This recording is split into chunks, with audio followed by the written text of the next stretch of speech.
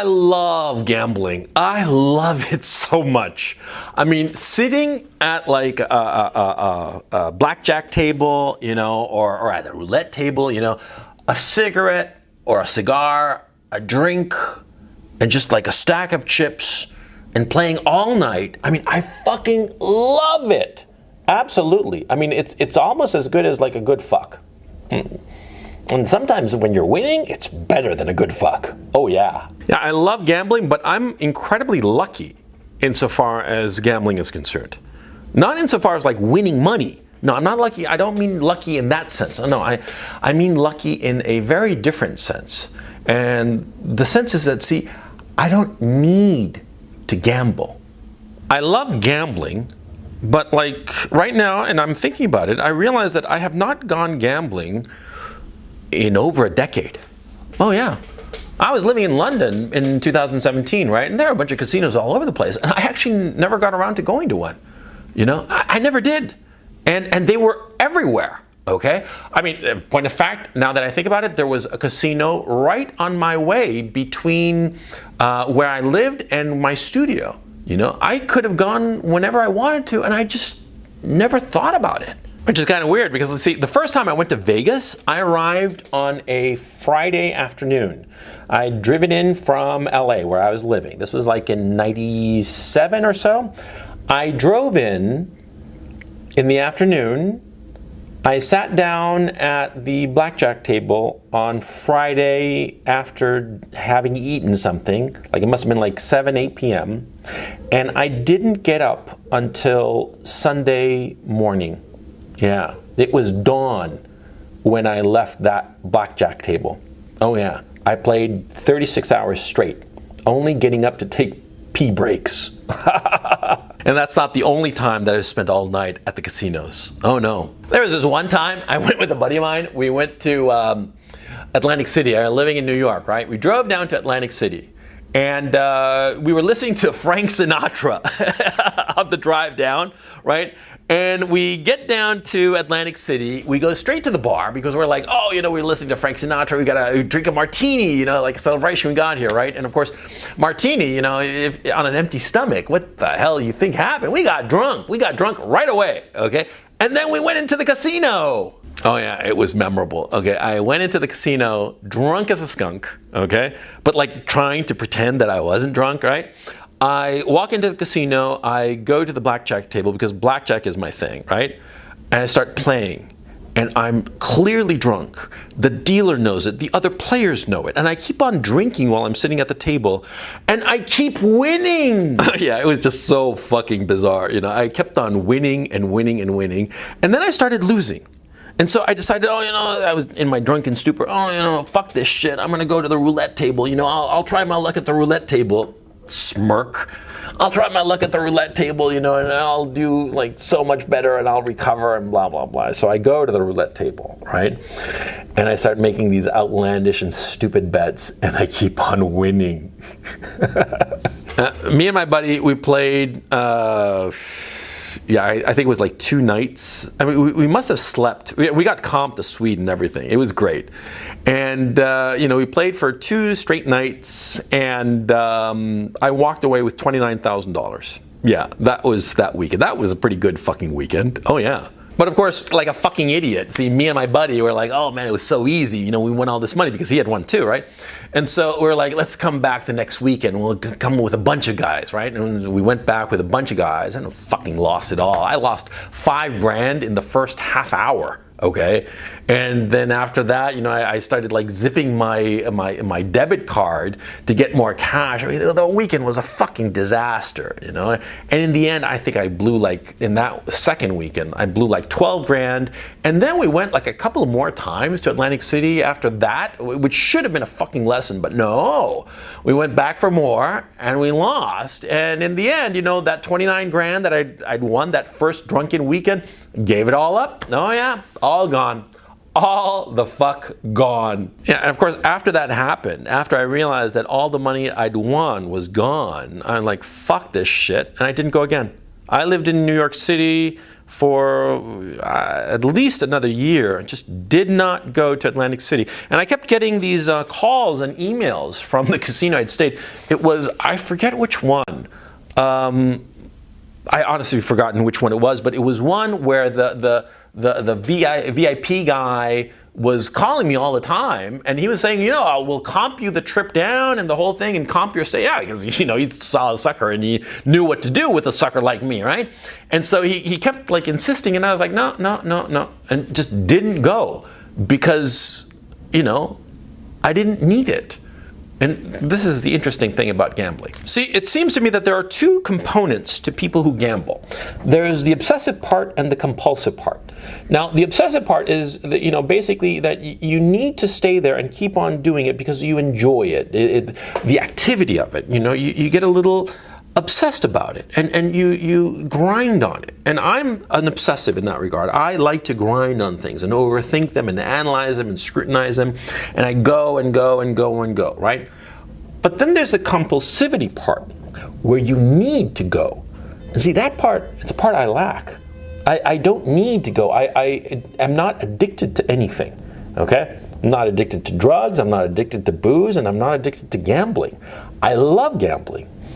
But when I'm not gambling, I don't think about it at all. And the point of this video, you got to figure out who you are in regards to gambling. It's very important.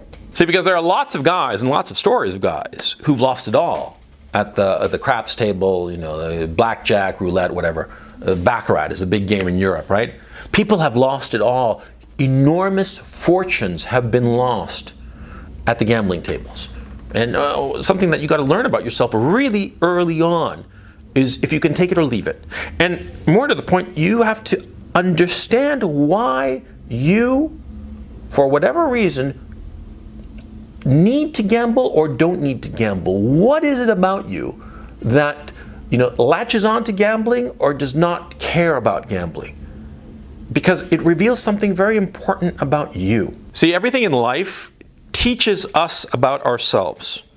And you should be paying attention to the great temptations in your life. Gambling, sex, alcohol, drugs.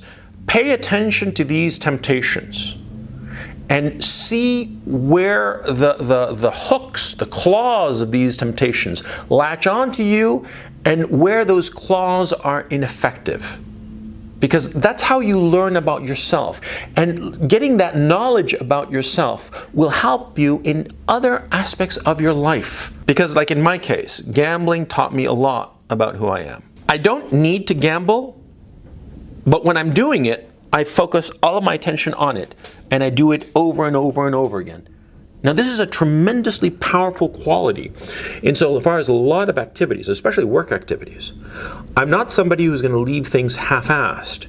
I'm going to go to the bitter end and do it in as much detail as necessary, with as much precision and care for every little detail that I need for that particular activity. And I've seen that in myself insofar as, like, for instance, my writing is concerned. I'll look over and nurse a paragraph or a chapter and go over it and fix it and this and that and the other, even though it's done technically, but I'll want to improve it. I'll want to improve all the little details so it's just so it's just right. Now that is a very, very good quality. But on the other hand, that obsessiveness, right, can sometimes be very annoying because I start to drill down into things that I shouldn't be drilling down and trying to, needle and needle. And when I was younger, this was a bigger problem than it is now. Because when I was younger, I was just an annoying little shit that would just keep on poking and poking and poking and poking until, whatever it was that I was poking would finally blow up and blow up all over me, right? So that obsessiveness is not a good thing. And the lack of compulsiveness, the lack of sometimes stick-with-itness has allowed me to walk away from bad situations, walk away from, prevented me from falling into the sunk cost fallacy.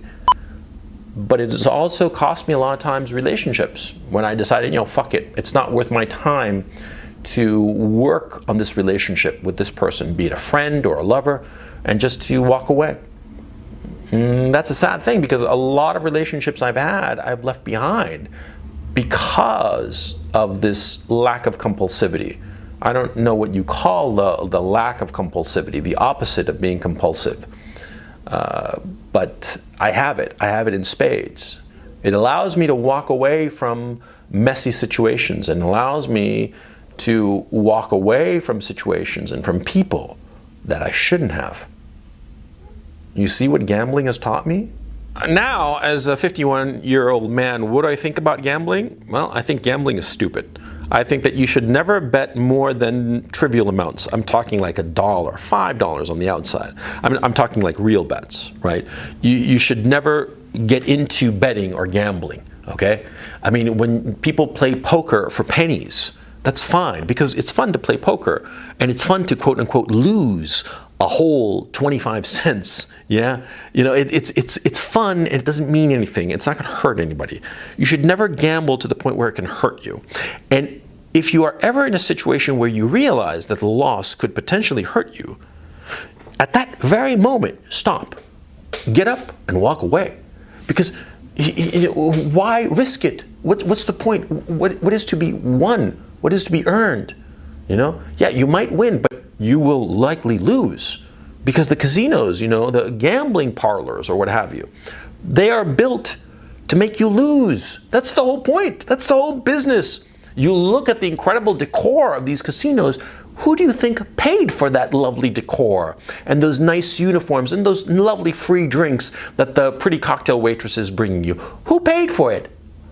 Losers. Losers like you and me both. That's who paid for all of that crap.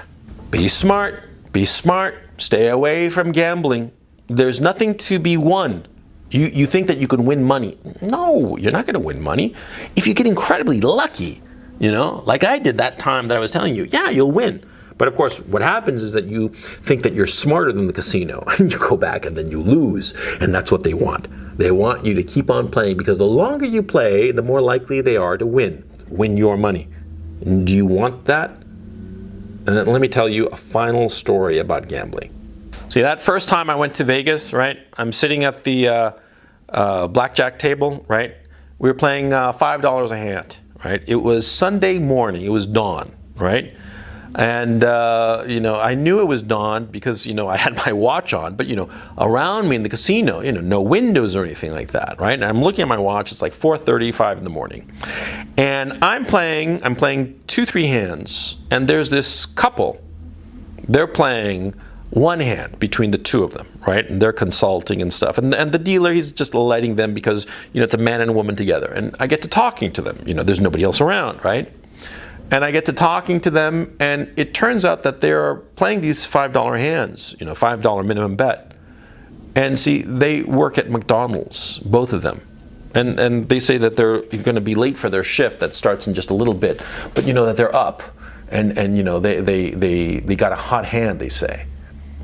These were two McDonald's workers. Okay, and at the time, you know, each of those $5. Well, at the time, the minimum wage was about $5, or I remember the hourly wage was $5 and change. That's what they were playing, every hand. It was an hour of their work, an hour of their lives that they were risking, an hour of their lives, an hour of their labor that they were losing. Because of course they lost. They were on a hot streak and then they started losing and then they had to go. And they walked away with nothing. All their chips were gone. The dealer had taken them all with a smile. And they'd had a free drink and what have you. They'd had an exciting time playing, but they were gonna go to the McDonald's and spend the next 10, 12 hours working. And then they were gonna come back. I remember at the time I was sort of like, holy shit. But you know, at the time, you know, I didn't really react to it. It's one of those stories and one of those incidents that, you know, only takes on more importance, you know, as time goes by. And as the years go by, I mean, shit, this happened to me in 97, I think, so that's 22 years ago. I mean, I think about that couple, I can see them really goddamn clearly. You know, nice people, they were like Latinos, but they weren't immigrants, they were like second generation or something like that. And they lived in Vegas, obviously, and they worked at the McDonald's together, and they gambled. And what the fuck were they doing? You see? I mean, that's a fucking horror story, if you ask me. Their lives ruled by gambling? Does that scare you? I hope it does. Because it sure as the fuck scares me.